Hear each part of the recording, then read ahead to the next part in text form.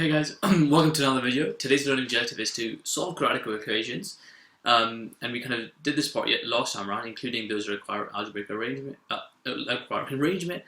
algebraically by factorizing. So we did factorizing last video, and today we'll be talking about completing the square.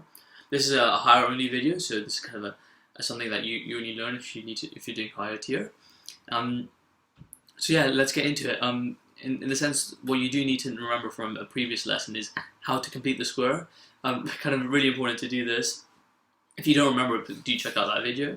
But yeah, let's get into it. So if we have a quadratic, say something like 4x squared plus 8x minus 6 equals to 0. What we do first thing is kind of, last time around we factorize this. Maybe this doesn't look too nicely that we can factorize this too nicely. So what we do instead is we can complete the square. So let's complete the square on this. First thing I'm going to do is divide everything by 2, because each of these has a common factor of 2, and my life will be a bit easier. So if I divide the left hand side by 2, I get kind of 2x squared plus 4x minus 3. And if I do 0 divided by 2, right, I still get 0. So I can kind of basically divide the left hand side by 2 or whatever number I want, and the right hand side will still say 0. So my kind of life is a bit easier now. And now let's complete the square on this. So remember, what we do is kind of, since the coefficient of x squared isn't 1, we kind of factorize it out of the first 2 terms. And now we kind of, remember, we split we divide the coefficient of x by 2. So, and kind of put it in a factor of x plus 1 squared, and then we take away this whatever this one is, squared, 1 squared, minus 3, which equals 0, and then 2x plus 1 squared minus 2 minus 3 is equal to 0, and 2x plus 1 squared minus 5 is equal to 0. And you can see you can actually solve this by kind of rearranging. So we add 5 to both sides. 2x plus 1 squared is equal to 5, and then we divide both sides by 2. X plus 1 squared is equal to 5 by 2. Now I take the square root of both sides. X plus 1 is equal to the square root of 5 over 2. But remember, if we take a square root, it can be plus or minus the square root, because, say, the square root of 36, is actually plus or minus 6, for example, because minus 6 times minus 6 is still 36, so kind of that's still a solution to the square root problem. So whenever, kind of, this is a very common mistake students sometimes make, when you see a square root, make sure you put the plus and minus sign. It can be either positive root 5 over 2 or negative 5 over 2, and that's what this plus and minus sign means. And now we minus 1 from both sides. We have x is equal to minus 1 plus minus 5 over 2. So this is saying that we have 2 solutions to the equation. We have x is equal to minus 1 plus root 5 over 2, or x is minus 1 minus root 5 over 2. And we get we'd expect 2 solutions to the quadratic, because kind of we've kind of seen that before, haven't we? We've always had 2 solutions. And if you remember what quadratic look like, the solutions to the equation, the quadratic equals 0. Actually, no, I'll get into that later. I'm kind of jumping beyond here. So just remember, kind of, you should expect 2 solutions when you see a quadratic. If we try another one, and I can, if you guys give this a go first. So we have something like 10x squared minus 40x minus 5 is equal to 0. Remember to make your life a bit easier first, so do whatever you can to make your life easier. So give this a go. I'll kind of wait till you guys give this a go. Have a bit of a water break.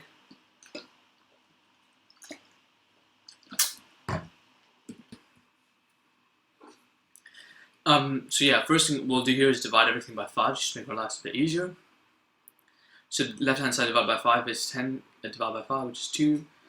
X squared, 40 divided by 5 is 8, so minus 8x, and 5 divided by 5 is 1, so minus 1, and 0 divided by 5 goes 0. And now let's complete the square. So, pardon me. So we can do kind of, remember, factorize out the 2 out of the first 2 terms. So x squared minus 4x minus 1 is equal to 0, and then again, so what we'll do is kind of factorize out the coefficient of x squared out of the first 2 terms. Or in fact, let's just divide everything by 2, because it looks a bit easier if we do it this way, because we'll just have a half here, and then these two terms will be kind of a bit nicer. And the half is an easy fraction to deal with, I guess. So x squared minus 4x minus a half is equal to 0 divided by 2, again 0.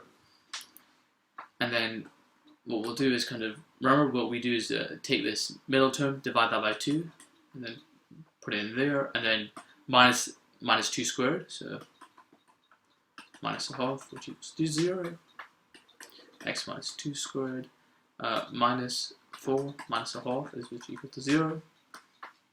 And x minus 2 squared is equal to 4 minus 4 minus a half, and we kind of add that to both sides. So if we put that as a single fraction, that is 4 times 2 plus 1, which is 9 by 2. And we add 9 over 2 to both sides. X minus 2 squared is equal to 9 over 2. Take the square root of both sides. And remember the plus minus, we need that sign, over 9 over 2. And add 2 to both sides. X is equal to 2 plus minus root 9 over 2. So x is equal to 2 plus root 9 over 2 minus. And so kind of this is how you do it. You complete the square to solve for values of x when kind of you've got kind of the numbers which aren't as nice. We've actually also kind of next video I'll talk about the quadratic formula, which is kind of basically a formula where you can just plug in the coefficients to get a solution. And what I'll do here is kind of actually prove why it works. This is kind of optional. You won't be asked to prove it. It just might help kind of when it does come up that you're not being forced to just being asked to believe it. You can actually see where it comes from. So I thought give it a go anyways. So if we have a general quadratic in the form of a x squared plus bx plus c, which is equal to 0, let's complete the square on this. So we factorize out a from the first two terms. So we have a into x squared plus b all over a x plus c is equal to 0. And then we kind of divide this by 2 as we usually do. So I'll use kind of big brackets like this. X plus b all over 2a squared, and minus this squared, so b squared over 4a squared.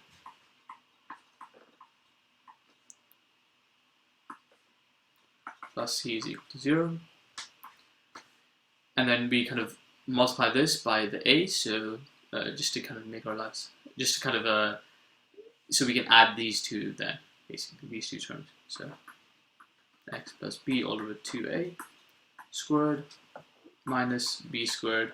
So 4b squared minus b squared over 4a squared times by a. So kind of one of these a's just goes away basically.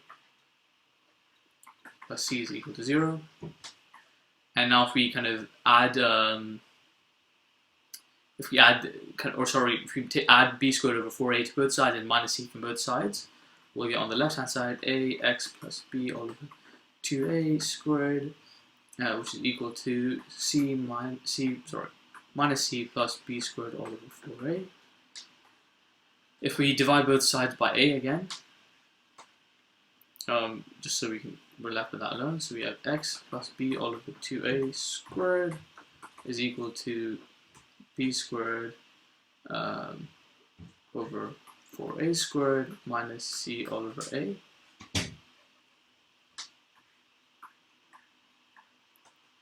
And then we kind of, well actually let's clean this up on the right hand side first. So if we kind of get this into common denominator, we have just 4a here, right? And we have an a here. So if we multiply this one by top and bottom by 4a, we should get something. So we have b squared times top and bottom here by 4a, so minus c, 4a times c, so 4ac all over 4a squared.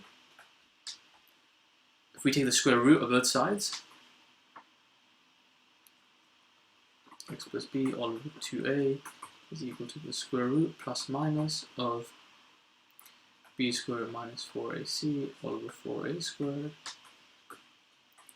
And then we can still write x plus b all over 2a is equal to plus minus root of b squared. And since kind of 4a squared, kind of if we take the square root of that, we know the square root of that is just 2a, because 2a times 2a is equal to 4, you take those two together and the a and a, so 4a squared. So we do that, and then we have kind of take away minus b over 2a from both sides, and we already got a common denominator, so aren't we lucky? You get minus b plus minus root of b squared minus 4ac all over 2a.